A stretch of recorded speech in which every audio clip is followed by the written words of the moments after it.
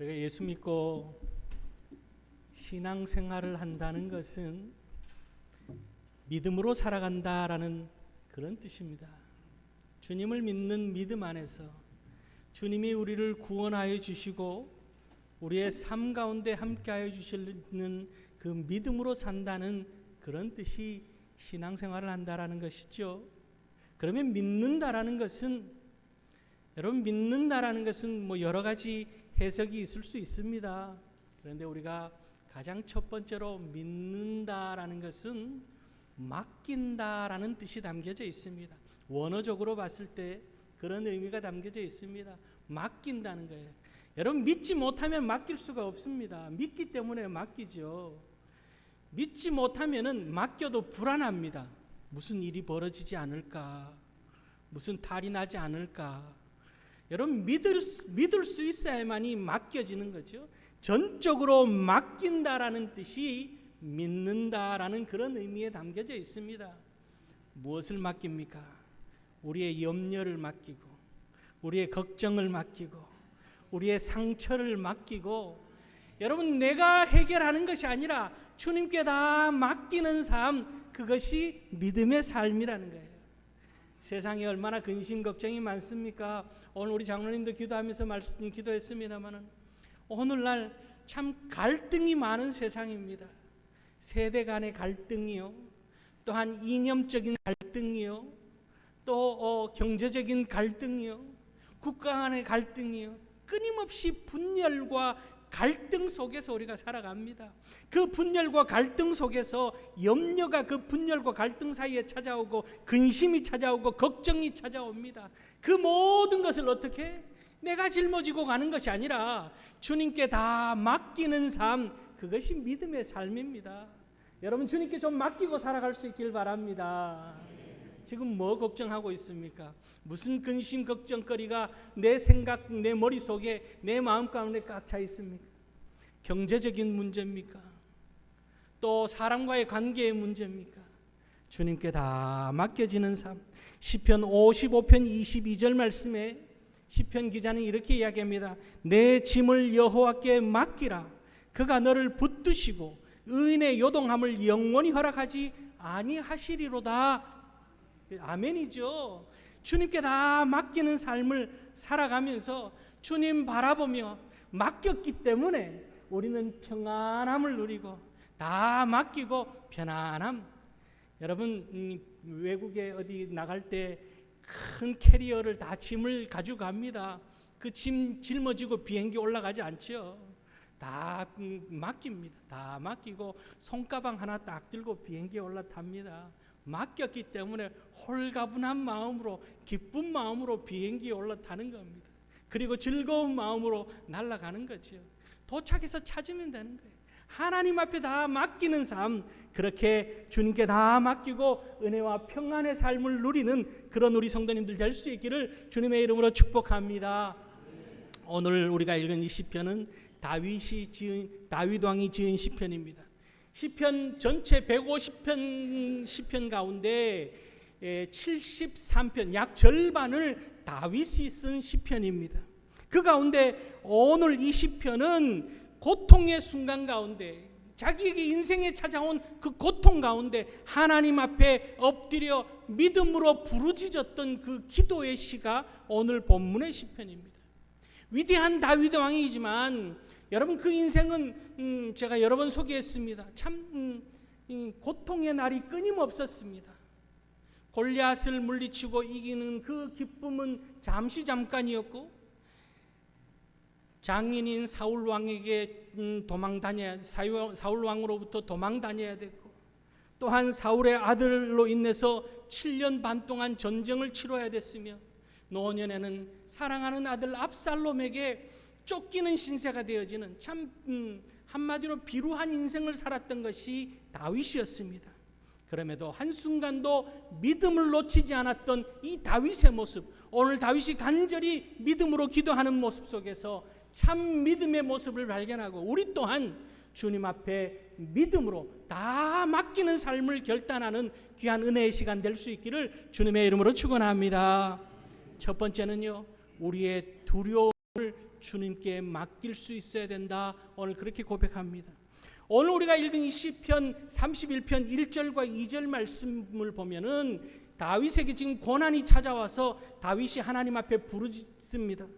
여호와여, 내가 주께 피하오니 나를 영원히 부끄럽게 하지 마시고 주의 공의로 나를 건지소서. 내게 귀를 기울여 속히 건지시고 내게 견고한 바위와 구원하는 산성이 되소서. 하나님 앞에 이렇게 부르짖습니다. 이렇게 부르짖는 이유는 오늘 13절 말씀에 그 원인이 있습니다. 내가 무리의 비방을 들었으므로 사방이 두려움으로 감싸였나이다. 그들이 나를 치려고 함께 의논할 때에 내 생명을 빼앗기로 꾀하였나이다. 이렇게 고백하고 있습니다. 다윗 왕이요, 지금 큰 상처를 입고 있습니다. 육신의 상처뿐만이 아니라 마음의 상처를 받고 두려움이 가득했다라고 그렇게 고백하고 있습니다. 사람이 참 강한 것 같습니다. 다윗이 골리앗을 물리칠 때의 모습 보면은 이루 말할 수 없이 강한 모습입니다. 만군의 여호와 하나님을 의지하고 나아감으로 그 강한 모습을 드러냈던 다윗 왕이 지금 무엇으로 두려워하고 염려하고 있냐면은 나에 대해서 이야기하고 있는 그 말 한마디에 지금 다윗이 무너지고 있는 거예요. 사람이 참 강한 것 같지만 연약한 존재인 것이 누군가가 말 한마디 한 것으로 무너져 내리는 겁니다. 전부가 다 무너지는 거예요. 그저 한마디 툭 던진 말이 비수처럼 꽂혀서 무너져 내립니다. 예외 없습니다. 너나 할 것 없이 그런 거예요. 우리가 잘 아는 것처럼 엘리야 선지자는 어떤 인물입니까? 갈멜산에서 바알 선지, 아세라 선지 850대 1의 싸움에서 영적 승리를 이룬 것이 이 엘리야 선지자입니다. 그 850명과 결투해서 그들을 다 물리치고 그들을 기손 시내가에서 다 처형한 그런 위대한 인물이었습니다. 3년 반 동안 비가 오지 않는 그 가뭄을 기도로 하나님 앞에 부르짖어서 하늘 문을 열었던 위대한 인물이 이 엘리야 선지자입니다. 그런데 어느 날 이세벨 왕비가 엘리야에게 이야기합니다. 너도 내일 이맘때쯤 그들처럼 되리라. 너도 이맘때쯤, 내일 이맘때쯤 죽어 없어질 것이다. 그 한마디에 일어나지도 않을 일, 있을 수도 없는 일이 그 한마디에 이 엘리야 선지자가 무너져 내리는 거예요. 그리고는 한참을 도망가서 로뎀나무 아래에서 하나님께 이렇게 부르짖습니다. 주님, 내 생명을 주님 거두어가 주시옵소서. 차라리 죽여달라고 기도하는 것이 엘리야 선지자입니다. 그만큼 사람이 연약하다는 거죠. 말 한마디에 무너져 내리는 것이 사람이라는 거예요. 오늘 다윗 왕도 다윗을 죽이려고 꾀하는 그 말 한마디에 오늘 무너져 내리고 있는 다윗, 두려움에 떨고 있는 다윗이 무엇을 이야기하고 있냐 하면은 이 두려움 속에서 나 자신을 바라보며 사람을 바라보며 세상을 바라보며 세상의 소리에 귀 기울이며 사람의 소리에 귀 기울이고 나 자신의 소리만 귀 기울인 것이 아니라 주님 바라보며 주님 음성에 귀 기울이며 주님 붙들고 이 두려움을 극복하게 해달라고 외치고 있는 것이 오늘 다윗의 기도입니다. 여러분, 어떤 상처가 우리를 아프게 한다 할지라도 어떤 말이 우리 귀에 들려서 우리로 하여금 괴롭고 힘들고 아픔과 두려움과 공포 속에 우리를 몰아넣는다 할지라도 더욱더 믿음으로 주님 바라보는 그런 우리 성도님들 다 될 수 있기를 주의 이름으로 축원합니다. 오늘 다윗은요 9절과 10절 말씀을 보면은 여호와여 내가 고통 중에 있사오니 내게 은혜를 베푸소서. 내가 근심 때문에 눈과 영혼과 몸이 쇠하였나이다. 내 일생을 슬픔으로 보내며 나의 연수를 단식으로 보내며 내 기력이 나의 죄악 때문에 약하여지며 나의 뼈가 쇠하도다. 그렇게 말하고 있습니다. 얼마나 그 고통과 아픔이 근심 걱정이 이 나를 집어삼키는지 눈과 영혼과 몸이 쇠하였다. 여러분, 두려움이 공포가 어려움이 우리 앞에 다가오면은 우리는 다른 건 보이지 않습니다. 어떻게 해야 될지 모르는 거예요. 뚫고 나갈 방법을, 눈앞에 길이 있음에도 길을 보지 못하는 것이, 눈이 어두워지고 절망이 우리 장벽처럼 우리 앞에 가로막힘으로 인해서 희망의 틈이 보이지 않는 그런 우리가 되고 마는 거죠. 그럴 때에 오늘 다윗은 주님을 바라보기를 간절히 호소하며 주님 앞에 외치고 있습니다. 자신을 뭐라고 표현하고 있냐면요, 12절 말씀에 내가 잊어버린 바 됨이 죽은 자를 마음에 두지 아니함 같고 깨진 그릇과 같으니이다. 내가 살았으나 죽은 자 같고 깨진 그릇 같다라고 자신을 그렇게 표현하고 있습니다. 여러분, 이 깨진 그릇을 다시금 회복시킬 수 있는 분은 누구십니까? 예수 그리스도신 거예요. 우리가 죽었으나 다시금 살아날 수 있게 하시는 분이 누구십니까? 예수 그리스도. 그죠? 죽음을 이기신 분이 누구십니까? 예수 그리스도. 우리의 인생이 죽은 것 같은 인생, 더 나아가서 죽지 못해서 사는 그런 인생, 우리 그런 표현 쓰지요. 죽겠다 하는 표현. 그죠? 죽지 못해서 사는 것 같은 그런 인생을 우리가 극복하고 정말 살아 역사되어지는 삶을 사는 비결은 예수 그리스도, 죽음을 이기신 예수 그리스도께서 우리와 함께 하시는 것. 깨진 그릇 같은 인생이 아니라 주님께서 우리 가운데 함께 하심으로 보배로운, 질그릇이라도 보배로운 그릇 같은 인생을 사는 비결은 그 어떤 두려움과 공포가 우리를 엄습하여 온다 할지라도 주님 바라봄에 있다는 사실을 기억하고 주님을 바라보며 살아가는 그런 신실한 믿음의 사람들이 다 될 수 있기를 주님의 이름으로 축원합니다. 두 번째는요, 주님을 의지하는 믿음을 가지고 살아야 된다 말씀합니다. 오늘 14절 말씀을 보면은 여호와여 그러하여도 나는 주께 의지하고 말하기를 주는 내 하나님이시라 하였나이다. 두려움과 공포가 엄습해오고 죽은 것 같은 인생을, 깨진 그릇 같은 인생이라 할지라도 주님 바라보며 주님 의지하며 살겠습니다. 그렇게 살게 하여 주시옵소서. 그 믿음으로 살기를 원합니다. 그렇게 표현하고 있습니다. 여러분, 다윗의 믿음이 위대한 이유는 그럼에도 불구하고 라는 신앙을 가지고 있었기 때문에 위대한 거예요.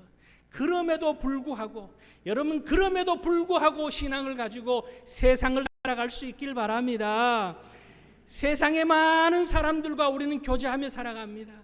사람에 의해서 배신당하고 속임을 당했습니다. 절망이 찾아옵니다. 절망과 배신감이 몰아칩니다. 그것이 마땅하지만 그럼에도 불구하고 하나님을 의지하는 믿음으로 살아가는 거예요. 여러분, 경제적인 위기가 찾아와서 정말 이 휘몰아치는 큰 파도처럼 휘몰아쳐서 파도에 휩쓸려서 내 삶의 모든 물질적인 것이 다 빠져나가도 여러분 속상해서 주저앉아서 일어나지 못할 것 같은 그런 상황이 처한다 할지라도 그럼에도 불구하고 주님 의지하는 믿음으로 살아갈 수 있길 바랍니다. 생각지도 않았는데 질병이 찾아왔습니다. 그저 가벼운 질병일 줄 알았는데, 소화가 잘 안 돼서 소화제만 먹으면 될 줄 알았는데 고칠 수 없는 중병이라고 합니다. 그 중병에서 헤어나올 수 없어서 육신의 질병으로 인하여서 마음이 무너지고 두려움이 엄습해 옵니다. 여러분, 그럼에도 불구하고 주님을 의지하는 믿음으로 살아가는 큰 믿음의 소유자들이 될 수 있기를 주님의 이름으로 축복합니다. 다윗의 신앙이 이런 그럼에도 불구하고의 신앙이에요. 14절 말씀을 다시 한번 읽어보면은 여호와여 그러하여도 나는 주께 의지하고 말하기를 주는 내 하나님이시라 하였나이다. 이 고백이 오늘 우리의 고백이 될 수 있기를 바랍니다. 세상 사람들로부터 비방을 받고 조롱거리가 되고 수군수군하는 이야기가 들리며 내게 있는 것이 다 빠져나가는 욥이 당했던 그런 시험이 우리 가운데 찾아온다 할지라도 그럼에도 불구하고 주님 의지하는 믿음으로 살아갈 수 있기를 바랍니다. 여러분, 바닷가에 가면은요, 바닷가에 방파제나 큰 바닷가 이 바위 같은 데 보면은 바위에 붙어 있는 자그마한 따개비 같은 것들이 있습니다. 보면은 그걸 떼려 그러면은 떨어지지가 않아요. 얼마나 딱 붙어 있는지 떨어지지가 않습니다. 큰 파도가 그 바위를 집어삼킬 것처럼 몰아쳐서 부딪혀도 그런 작은 따개비가 그 바위에 붙어서 떨어지지가 않습니다. 주님을 의지하는 믿음은 그런 믿음인 거예요. 세상의 파도가 끊임없이 몰아칩니다. 크고 작은 파도가 부딪혀 옵니다. 그런데 주님께 붙어 있으면, 주님만 의지하면 그 파도가 부딪혀 와도 그 다음에는 그 파도가 어떻게 됩니까? 물거품으로 사라지고 마는 겁니다. 내가 부서지고 깨지는 것이 아니라 파도가 부서지고 사라지는 겁니다. 그것이 세상 진리요, 하나님의 영적인 진리도 그렇습니다.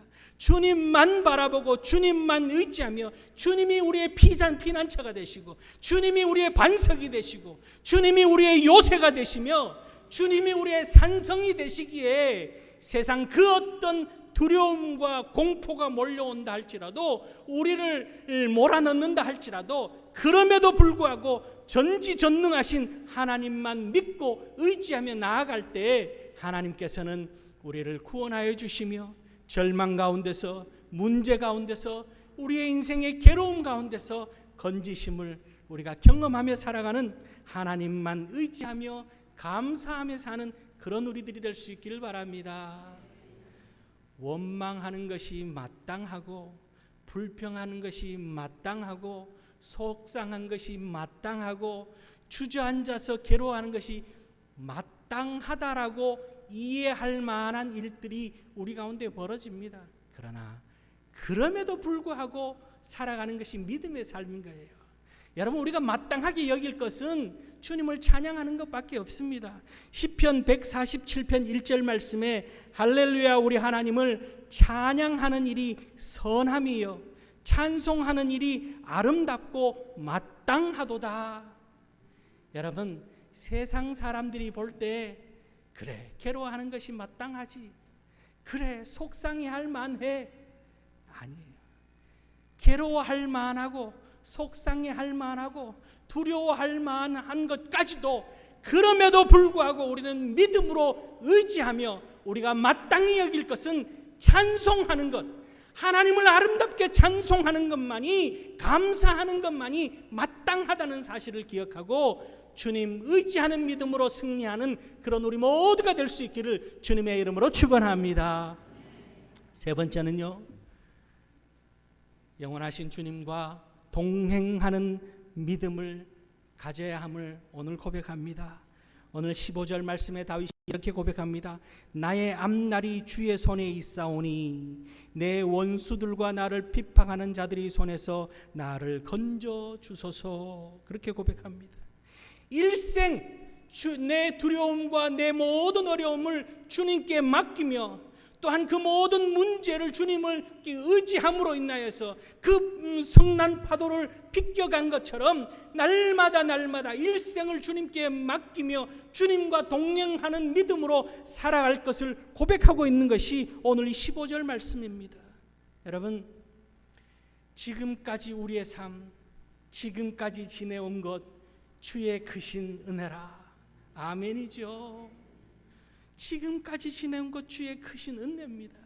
그러기에 뒤돌아보면은 우리가 인생을 살아온 그 시간들을 돌아보면은 그 순간에는 정말 앞이 캄캄하고 그렇게 헤어나올 수 없을 것 같았지만, 시간이 지나고 보니까 다 그 순간순간 하나님이 은혜 주셨음을, 더 큰 위기를 겪지 않도록 주님께서 건져주셨음을, 피할 길을 주셨음을 우리는 고백할 수가 있습니다.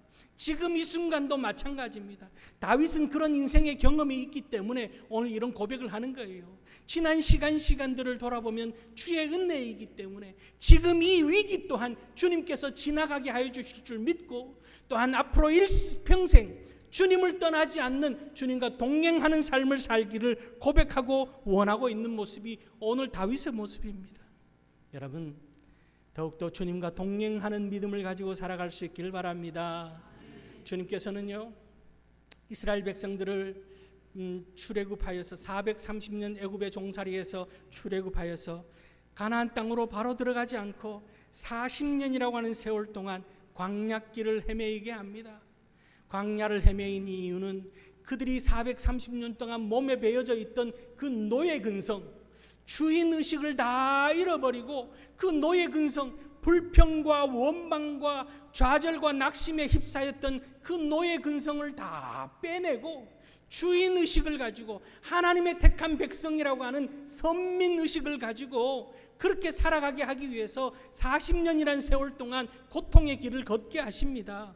그런데 그냥 걷는 것이 아니라 그 길을 주님께서 함께 하셨다라는 거예요. 오늘 우리도 주님께서 오늘 이 땅에서 우리의 삶이 나 혼자만의 삶이 아니라 우리에게 다가오는 큰 파도들이 나 혼자만이 맞서야 되는 것이 아니라 우리 뒤에 누가 계십니까? 큰 산성 같은 바위가 되시는 주님이 우리와 함께하고 계심을 우리가 믿기에 우리는 주님 앞에 붙어 있기만 하면 되는 거예요. 그래서 우리가 부르는 찬송 가운데 온 세상 날 버려도 주 예수 안 버려 끝까지 나를 돌아보시니, 그죠? 주님께서 산 밑에 백합화 같은 새벽별 같은 주님께서 우리와 함께 하시기에 우리에게 다가오는 어떤 고난과 아픔이 있다 할지라도 주님만 믿고 한 걸음 한 걸음 나아감을 통해서 날마다 승리의 기쁨을 누리며 성공적인 인생을 사시는 그런 믿음의 성공자들이 다 될 수 있기를 주의 이름으로 축원합니다. 세상은요, 밀려오는 파도처럼 우리에게 도전해 옵니다. 사단 마귀는 끊임없이 우리를 밀어붙입니다. 때로는 정신 못 차릴 만큼 큰 파도가 몰아칠 때도 있습니다. 때로는 잔잔한 파도처럼 그렇게 우리를 손짓하고 유혹할 때도 있습니다. 그러나 그 어떤 경우라 할지라도 주님만 바라보는 믿음, 또한 주님만 의지하는 믿음, 주님과 동행하는 믿음으로 승리의 삶을 살고 모든 것 주님께 영광 돌리며 찬송이 끊이지 않는 그런 복된 삶을 누리는 믿음의 주인공들 다 될 수 있기를 주의 이름으로 축원합니다. 기도하시겠습니다.